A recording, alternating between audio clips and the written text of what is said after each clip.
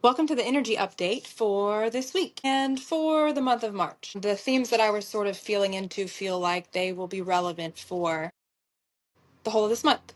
So, the phrase that I was getting was false starts. I got this because I was, out doing some yard work. The weather's been amazing here. But as I was walking around, I was like, obviously this is a false spring. We won't have an actual spring for at least probably another 4 to 6 weeks. So it reminded me of how in life, when we start accomplishing things and start trying to do something new, creative projects, things like that, I feel like there's always this point where we're like, oh, we're almost there, and like, oh, this is going to do great, and we're going to be successful. And inevitably, we have that moment where nothing kind of happens. So you get like a false start. But the beauty of that is that the false start is really where all the groundwork and the expansion and the growth happens. Like our fall spring is when we start cleaning out our garden beds and start, planting our seedlings and preparing those for whenever it is warm and we can plant them. And I feel like that's true in our lives as well. We have those moments where we're doing all this work and we feel like we get nothing from it, but we're really growing and expanding into who we need to be so that when the true start comes around, we're fully ready to accept it and we embody who we need to be in that situation. So I'm just I had to write down a little bit because it was a lot whenever I was channeling it yesterday. We've experienced a lot of false starts over the last 3 years, but it is time. We're ready for the true beginning of what we've been creating. There's been massive growth and expansion these past 3 years, and the false starts were a sort of preparation for what is to come, because your being can only allow in so much light before expansion is required to let in more. This is the reason for seasons and for cycles. But we are coming into a season now of the quantum. And most of you have done excellent on your journeys, but the quantum requires incredible present focus. It is not the I see the future and will work to achieve, or the I need the future or the past to tell me who I am or who I will be. It is the belief that you are now. This requires you to do away with distractions and fears. If you feel these negative emotions, and this will seem repetitive because many of you struggle to let things go or to believe that things can be this easy, but when you feel these fears and negative thoughts creep in, then we will remind you to stop, acknowledge, reflect, and recenter. It will not be long before you find these fears and thoughts, which you've held on to so tightly, begin to disappear. This is when the quantum becomes apparent. And I feel like I might need to go in a little bit about the whole idea of quantum. I feel like it's been a very buzzy word in the spiritual community. And sometimes it's sort of hard to understand what it means and can lead to letdown because you think, well, I'm going to do this meditation. And then suddenly, like the next moment, everything I've ever wanted is going to come to me. And I think we have to be a little bit realistic. And I don't want to put a limit on what you can experience or what is possible because we are coming into a time where we know the frequency and the energy on Earth is rising. So I don't want to limit you by saying this, but what we have to realize is that we did come down here to be humans, to have growth in our souls, our spirit, and that requires a little bit of time.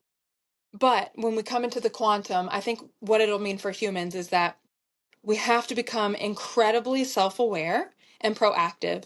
So if something comes up, you have an emotion, a trigger, whatever it is, it's super important not to react. And this is something they teach in Kabbalah, which I study. So you want to stop and sort of monitor, like, okay, why am I acting this way? Why is this showing up for me?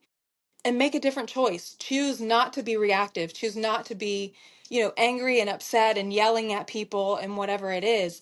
That's how you move into the quantum. So it's decision making, basically. But you have to be extremely focused on yourself and what you're doing, the task at hand, to be able to keep from letting your sort of emotions and reactions run away with you. And so I think also meditation is going to be really important. And we know this if you are in the spiritual community, if you've been on a spiritual journey, meditation, meditation, meditation. But it gets really, really hard when you hear it all the time and you think, well, I sit down and I have all these thoughts and I can't focus. And I think sometimes we think that when we're doing meditation, we're supposed to have zero thoughts, but that's not the case. The point of meditation is to be able to train your focus on one thing. So when you meditate, choose one thing, maybe a feeling or a state of being or even a thing. Sometimes I will imagine like a lake and just hold that image in my mind for as long as possible. I'm trying to train my focus. So this is sort of what meditation is about. Because if you want to move into this sort of quantum space, that is what you're going to have to do.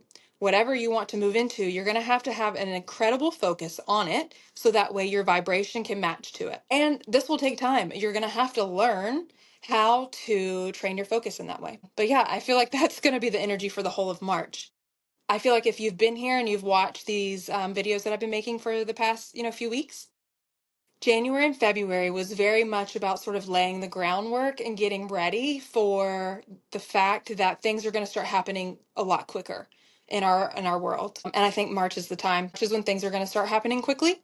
So hopefully everybody is prepared. If you're not, it's fine. Life will go on. But also, when I was picking up on the energy, there was a lot, I think a lot of the people around me are maybe entrepreneurial in nature. And so there was a lot about sort of thinking that the only way to be successful is through going viral on the internet.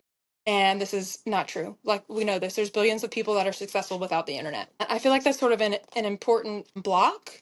Like the idea that you have to go viral or you won't be successful. It creates this thought that no matter what you do, you're not going to be successful. Like, so when you see that you're not going viral, it completely blocks you from what you're supposed to be doing. So, and then also I got that we need to be reaching out in our communities more.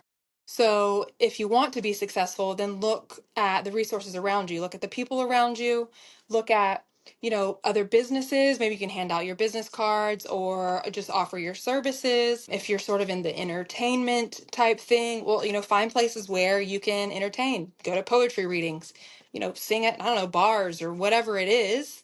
And writers, like, I feel like find a group, find a group of other writers, hang around bookstores, talk to the people that own bookstores. So I think that would be a really good way to, yeah, sort of help you skyrocket your success. And then the last thing that I got was stop selling your soul for success and instead nourish your soul for magic. And I will leave you with that.